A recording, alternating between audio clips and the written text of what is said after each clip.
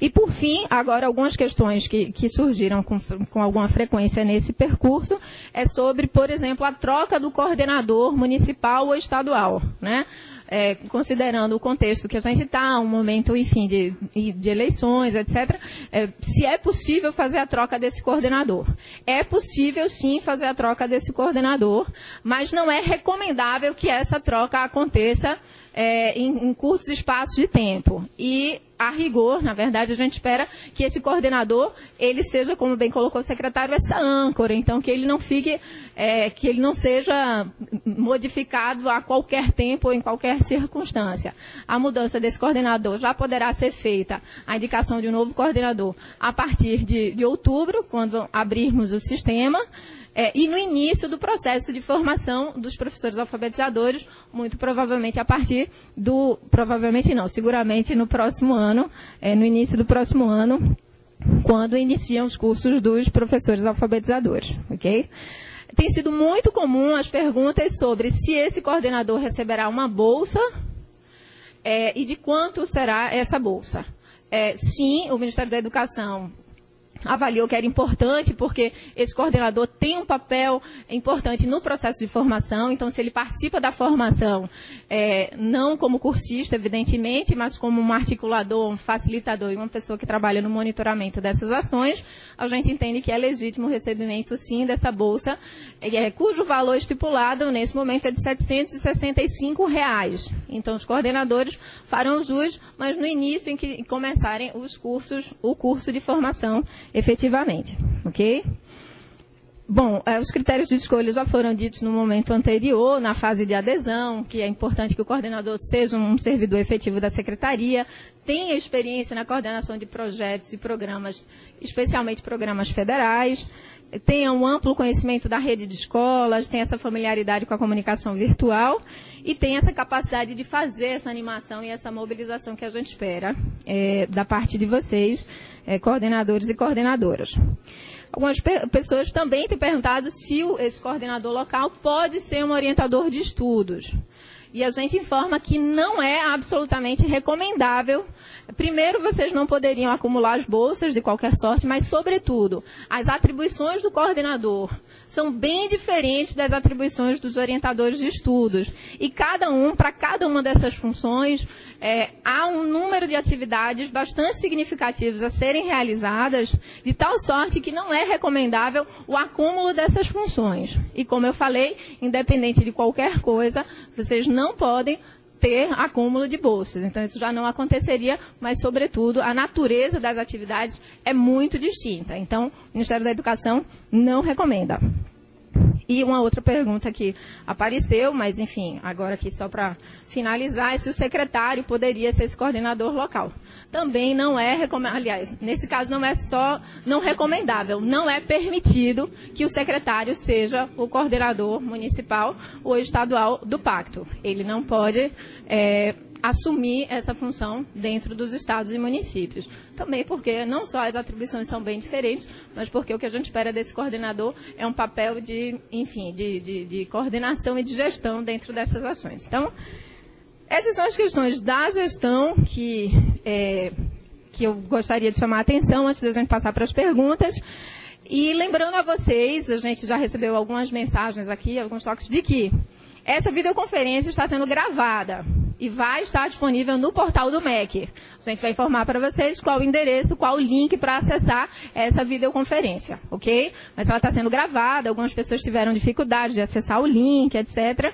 Então, a gente vai disponibilizar. E as questões principais da videoconferência, os principais tópicos e todo o material que a gente tem de apoio para orientar sobre o pacto também será encaminhado por e-mail para vocês, coordenadores e coordenadoras, ok? Eu passo agora a palavra aqui ao secretário.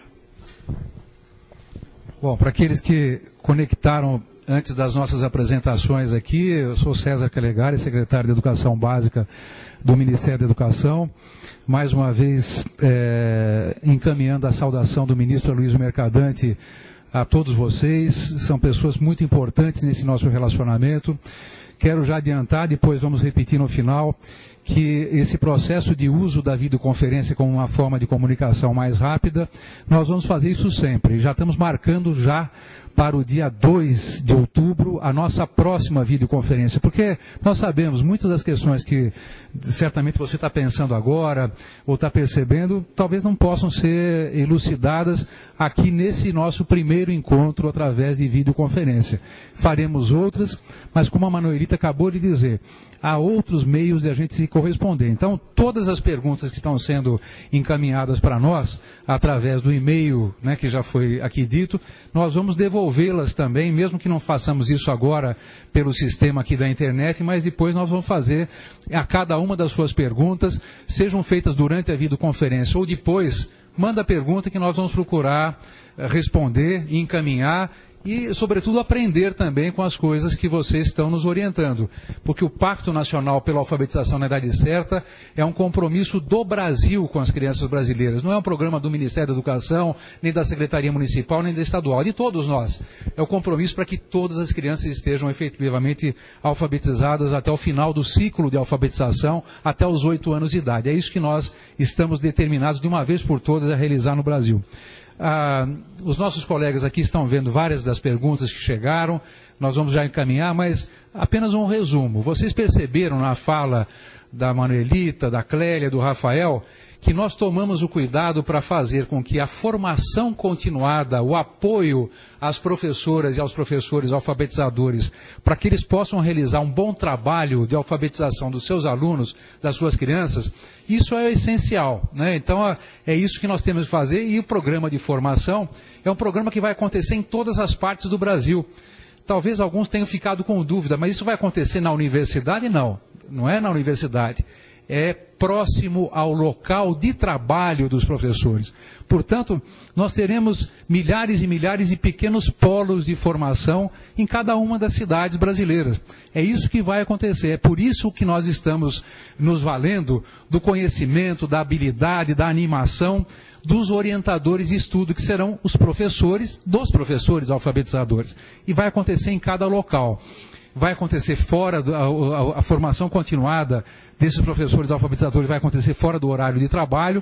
Isso é uma organização que vocês podem fazer. Muitos estão elegendo a melhor maneira de fazer um sábado por mês. E que haverá uma bolsa para esses professores alfabetizadores, para que eles possam se movimentar. É muito aproximado com a ideia de custo, uma espécie de ajuda de custo para a formação do professor alfabetizador. Fechando aqui, você coordenador, tem um papel essencial. Não fique preocupado com tantas informações que vocês estão recebendo agora, porque o papel nosso, o nosso compromisso aqui no Ministério da Educação é ajudar o seu trabalho, porque é o seu trabalho que vai ajudar a secretaria, o município, que vai ajudar os professores orientadores e as escolas com seus professores alfabetizadores. Então, para nós, você é uma pessoa muito especial.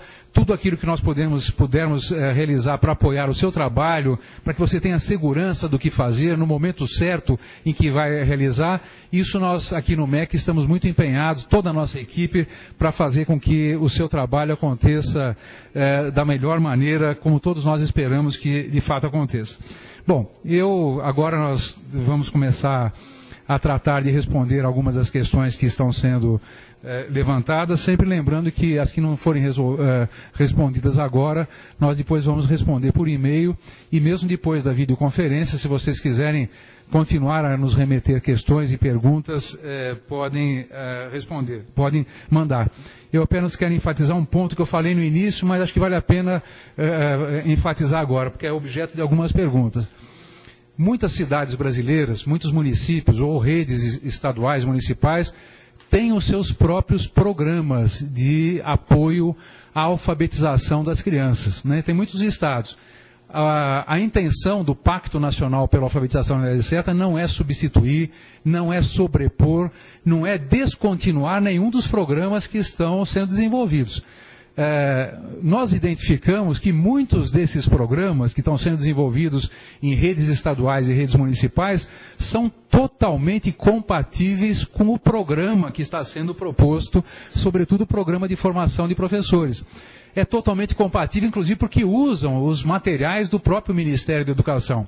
O Programa Nacional do Livro Didático, as obras complementares e até agora as obras de literatura que chegarão a cada uma das escolas. Então, toda vez que houver total compatibilidade, não há por que nos preocuparmos, porque aquilo que nós fizermos de ações de apoio ao pacto vão continuar, inclusive, apoiando os programas que estão desenvolvidos. Agora, evidentemente que há algumas redes que optaram por contratar empresas, por fazer o seu projeto próprio, mas isso, portanto, é o que, de alguma maneira, diferencia aqueles municípios que entraram no Pacto Nacional pela Alfabetização na Idade Certa, portanto, assumindo o compromisso de alfabetizar todas as crianças e submeter a sua rede à avaliação periódica que será realizada já em 2014 pelo INEP, quer dizer, esse é o compromisso do Pacto, e outros podem até não optar pelas ações de apoio ao pacto, aquilo que nós escrevemos agora.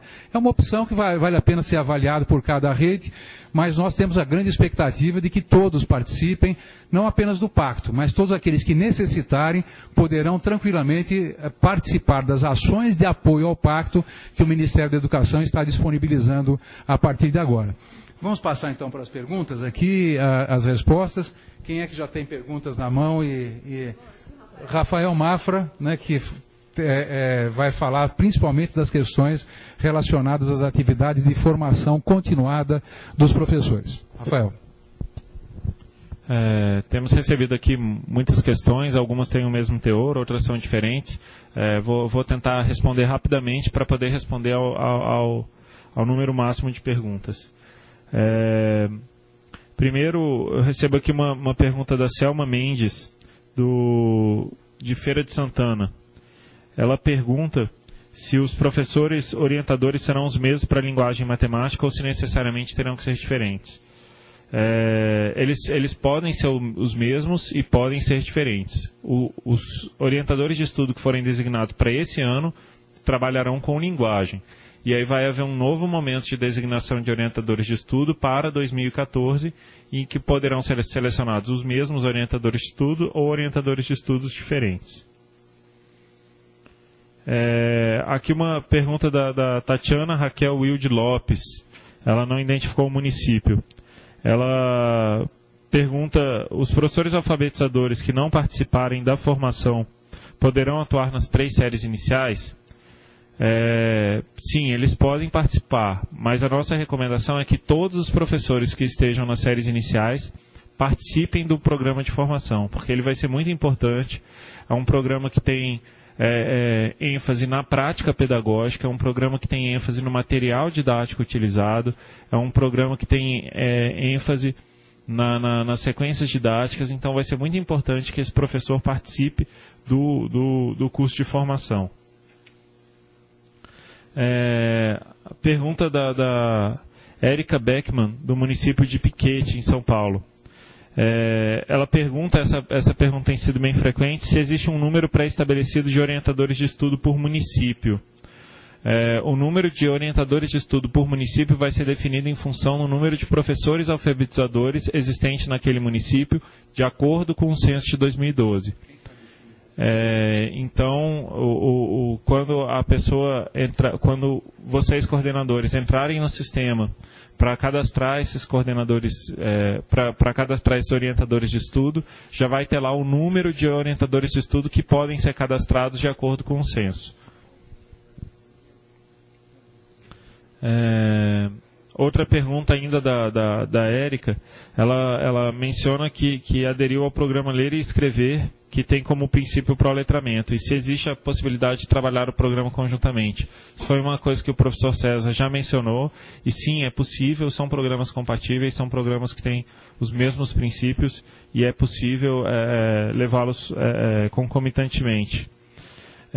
E ela pergunta ainda como o professor coordenador que não esteja em salas iniciais poderá participar. Bom, esse professor, se cumprir com os requisitos, ele pode ser um orientador de estudo. Aí vem a pergunta do Josiel Rodrigues, de Santa Quitéria do Maranhão, perguntando se o número de orientadores e professores alfabetizadores depende da demanda. Como eu respondi na pergunta anterior, os orientadores são definidos em função do número de professores alfabetizadores que existem, na proporção de 1 para 25. Então, se o município tiver de 10 a 25 professores, ele vai formar uma turma. Se ele tiver 50 professores, vai formar 2 turmas. Tem professores alfabetizadores, professores no primeiro, segundo ou terceiro ano, ou em turmas muito seriadas que incluam o ciclo de alfabetização. Tem uma pergunta aqui também, se com